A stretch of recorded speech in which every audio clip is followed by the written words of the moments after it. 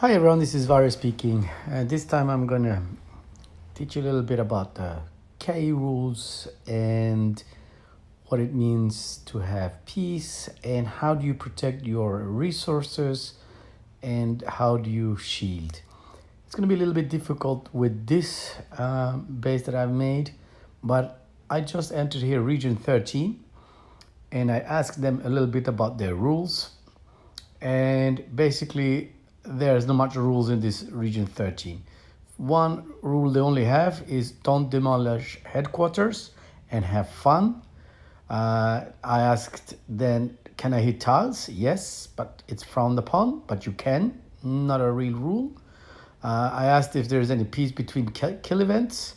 Nope, there is no peace between the kill events. However, herd alliance do not attack anyone 3 days after the kill event, but on the 4th and the 5th they apparently do. And now she started asking me because I'm asking the right questions if I'm from Koa or GOG. And yes, on both of them, but I will not answer that. So this just shows a little bit about region 13. So I'm in region 13. As you can see, this is map of region 13. We're gonna be attacking them. We're gonna be having a fight with them soon, and it's good to know what kind of stability they have. So they have no stability whatsoever. Back to our base and how do you protect yourself? Well, first of all, the resources up there, the oil, the food, the alloy, and the iron are very important for you to upgrade. Once you upgrade, once you open the bags of these resources, which I have here, for example, they become available up here and therefore available to be looted. So one thing it's important is not to open the bags that you're collecting during the time that you're playing, and only open these bags up when you are about to upgrade and not before. You do that, you run a great risk of losing your resources and especially being killed by somebody, and that person will kill you, will loot you. In this region, for example, region 13, if you do open up that by mistake, you will be milked by them. Apparently there's no rules, and they don't even have the rule that you only need to shield for 3 days. And what I mean by that is that in region 10 we established a rule which says you can shield yourself for 3 days only. The rest of the time we have peace. In these 3 days, how do you shield? Well, first of all, it's very simple to buy from here, and I know that once or twice or even 3 times a week you have this deal, value deal, which is this one. All right, I don't want to buy it, right? Cancel that. You have this deal, value is 4,094 percentage. That's 30 times 100. That's 3,000 gold.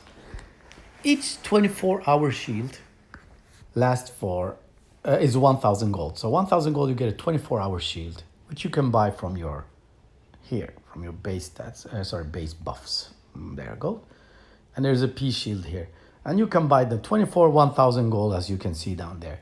So if you would buy for €1 every 2 weeks, which the kill event is, you have a peace shield that can shield you for the entire KE event.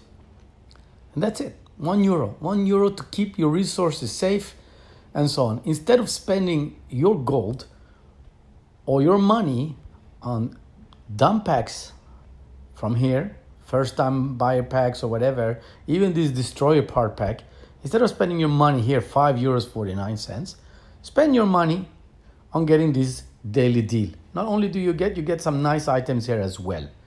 And those items are really good in the future. So yes, €1 for keeping yourself safe. And you can do that for the entire time you're playing, and you'll always be safe and no one will be able to attack you. If you can't spend the €1, fine, not a problem. Before the kill event, you have 4 days of collecting gold. And one of them is for gathering, one of them is spinning the wheel, there's constructions and research, and there's training troops. Just with that alone, If you succeed to get them all, I think you have like 2,000 gold. That's 2 days. Secondly, you see this one here? 1 day scheme. If you would basically every day, you only use the 1 day scheme. You don't use the other three, by the way. This is the best one. Every day you do this one, you get 100 gold extra every day. Again, all the way up to the KE event, which is about 10 days, 14 days, you have here 1,400 gold. 1,400 gold plus this one 3,000 gold. That gives you 4,400 gold plus the KE event that is before the KE. You have at the gold event, I mean, like when you look at here, for example, here's the gold event. Here you can get 190 gold, and then there is for the next stage also gold, and the last stage, and you know all of those stages. So you can easily get up to 5,000 gold before the first KE for you. And every K that comes, you have 5,000 gold without doing much at all. If you want to be more ambitious, you can get more of these packs. Secondly, you're all the time doing events. You're doing, for example, events such as the Livian, you're doing the Invaders, Raiders, and so on and so on. And there's many rewards, there's a lot of gold around, so you get them. Sometimes also the mail will send you some gold, you know, when you do some kind of alliances. And I mean, this one, was it? No, this one giving me 200 gold just for joining somebody. You know, that's gold all the time you can stack up. Now, this gold, don't waste it on resources. Don't do it. Waste it on protecting yourself. That's the most important. 3,000 gold, always keep for yourself to protect yourself during the KE event. However, if you had to spend the gold and you had to do something, then there is another way. You can enter any alliance that has this shield. You can send all your marchers to 4 different shields. If you have 4 marchers, 5 marchers, send 5 marchers to 2 different shields, and then they'll be protected over there. Just make sure that in your alliance, that whoever puts up a shield announces it in the mail. So when you go to mail, you can press this, and this will mail everybody. Say hi, or you say to all, I have a shield. For 24 hours. And then you can make a joke, say, please come and have tea with me for those 24 hours, and so on and so on. You send that to all, and everybody knows now you have a shield, and they can now join you and protect themselves inside your shield. If everybody does that in your alliance, you'll have a lot of shields going up, and everybody can feel safe. But it's all about teamwork. It's all about announcing who has shield, how long is the shield for. So when you're going into your mail, and I don't have much mail on this one, you know that this person put up a shield 8 hours ago for 24 hours, so you know you have 16 hours of shield over there. So you can go in there and then say the next day I'm going to look for another one to shield with. So that's how you shield. The fighting and protecting yourself with fighting, it will be in another stage. I won't teach you here about teleporting in the last minute or shielding in the last minute. This is just basic how you shield yourself and how you share shields with other alliance members, and how you can collect gold very fast to protect yourself. I know that in Region 10 there was a lot of talk about having an under 12 no hit and no hit from +3, +, and up levels. I know it was very difficult to explain this. I'm going to try to do it a little bit here in this video. This is going to cause maybe a lot of talk from especially some Region 10 members who wanted to have those rules. But there is a reason why those rules were never adopted or worked, nor in Koa or GOG, which you can see that this person is asking for me if I played it, because these are games that have been playing this type, exact same game for years. It's just, it's different skin. So instead of an infected bear, it's an infected, I don't know, spider. It's all different, just that, but it's the exact same game, just older version. This Z-Day started somewhere in the end of June, I think. Koa started a couple of years ago, GOG, same. So the players who played in Koa or GOG have played this exact same game and know more or less how those rules adopted, how they were made, and what was the reasons they were made for. Always good to have a Koa or a GOG player in your alliance, experienced ones. If you find someone, do ask the person, new player, have you played Koa or GOG? If they say yes, let them join you. They can be great leaders and they can help you to advance and so on. I will make later a leader video and showing you how you do the donations and where do you do the donations, where do you put the star and so on. There's a lot of mistakes done there, and that'll be in a later video. Please subscribe and then you'll find that video later on. But going back to those rules, why they are not that effective is because if you become a lazy region, and that what I mean is that you have rules that are, for example, peace all the time. Let's say all the time. No attacking, no milking, no attacking of ties, nothing. Everybody's just farming. It's like SimCity or Farmville, whatever. What happens is when we do have RVR, we will just lose because no one knows how to shield. No one has saved gold enough for shielding. And you will see that why it's important later on other videos that I made when it comes to RVRs and how do you play them.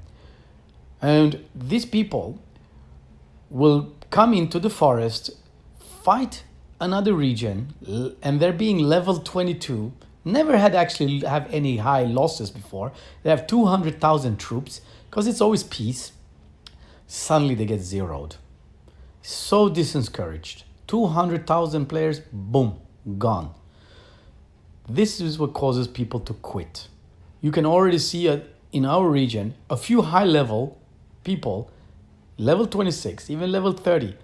Soon as they get hit and zeroed, they quit. They give up. And it's because they didn't know how to protect themselves. Had they known how to protect themselves and shield themselves, they would probably be playing today. Maybe getting angry, maybe pissed off in the alliance chat and so on for attacking their members and so on. But them themselves who quit these games are the ones that are big and did not succeed to shield or protect themselves. They didn't have a clue how to do it. And unfortunately, if you put those rules early stage, where they can be lazy and not need to shield or protect themselves, then that will happen later on. And therefore, I think that I rather, and which I did happen to me many times in Koa and in GOG, I got zeroed at a very early stage. Many times, especially on those kingdoms with no rules. Constantly, 14 days I had to shield, which is impossible. You just get zero all the time. And you're working and you're escaping and you're going here and you're putting yourself in the corner, but you get zeroed all the time. Very difficult to play until the region has some kind of rules, and specifically the rules that gives you only 3 days to shield. And I explained before how you can shield yourself. I'm therefore saying that better to be zeroed at a level 10 than to be zeroed at a level 22 or 24 or higher, because that is very hard to recuperate from and much easier to recuperate from a level 10 or 11 or a 12. And therefore, once you've been zeroed 3 times or 4 times or 5 times, at one point you start understanding that you don't want to get zeroed no more, and you're going to start saving that gold, and you're going to start looking for people that are shielded, and you're going to be trying to get into alliances that have a good teamwork when it comes to protecting their own members. Therefore, having a lazy region is not good. You must learn how to die in order for you to become strong. So that's one point. The same goes for level 3, up and down. When we're going into the forest, there's going to come in there level 35 and 40s from Kingdom 31 or Region 31 and Region 24. They don't care if you're a level 12 or a 15 or 18. They'll zero you in seconds. And you need to know how to protect yourself even against such high levels. How to shield yourself. So if I'm going there with a level 30 and I'm matching myself up with a level 35, I'm taking a risk here. But I know my stats, and I should hope that I know his stats. I might attack him with something very small to lose all my troops and get his stats. All of that will be explained later on another video, how to do that. But again, you don't want to limit your big players. Not necessarily that those big players, like myself, I did not go around this KE, nor did I go in the KE before that one. Only the KE last one, which was a lot of war, but other than that, no one else I attacked. And I mainly buy my resources to upgrade myself. I don't loot. Most of my money went into buying resources, even food and oil. So yes, it's not good to limit your players to certain levels. And here's the last reason why you can't have too many rules. Too many rules causes too many confusions. As we have seen already in Region 10, where we have only 3 rules. Rule number 1, no hitting tiles. Rule number 2, no demolishing of any alliances buildings. And rule number 3, outside KE, no hitting at all. It's complete peace. Even with these 3 simple rules, daily we get mails, all of the leaders asking, but what is this? Can I hit tile? Can I hit farm? Can I hit this? Can I hit that? Can you imagine if you add more rules? No one gets it. Everybody gets confused. So we have to keep it simple and keep it right. And what I mean by right is that 3 days is not difficult to shield or protect your RSS if you watch this video. So have fun.